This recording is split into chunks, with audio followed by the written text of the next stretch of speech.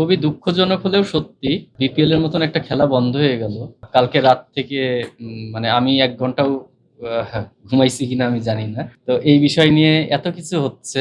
দুঃখজনক বিষয় হলো যে এখন পর্যন্ত বুলবুল ভাইয়ের সাথে আমরা কথা বলতে পারি না। আমার সাথে মিঠু ভাইয়ের সঙ্গে কন্টিনিউয়াস যোগাযোগ হচ্ছে।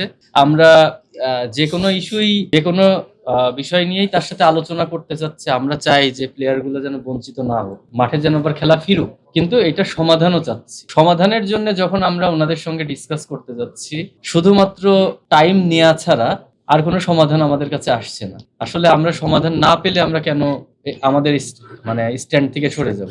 আমরা ওনাদেরকে কিছু অপশনও দিয়েছি, কিন্তু কোনো অপশনেরই মানে প্রপার কোনো অ্যান্সার আমাদের কাছে আসছে না। তো এটা আমরা শুধু যে এখন ফেস করছি তা না, এটা আগেও ফেস করেছি। একজন আরেকজনের উপরে দায় মানে চাপায় দেয়। একজন বলে ওনাকে পাচ্ছি না, এই সেই বহুত বহুত ঘটনা ঘটে। শুধু প্লেয়ারদের কোনো ঘটনাই সমাধান করতে গেলে পরে কাউকে পাওয়া যায় না। প্রতারিত শব্দটা আসলে অসম্মান করা হয়ে যায়। আমরা কাউকে অসম্মান করতে চাই না।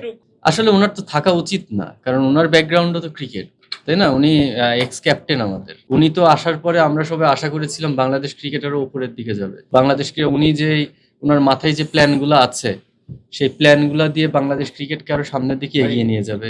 এরকম ক্রিটিক্যাল সিচুয়েশন ফেস করব বা প্রত্যেকটা সেক্টরে এরকম বাধাগ্রস্ত হব, এটা আমাদের আসলে কখনো আশা করিনি।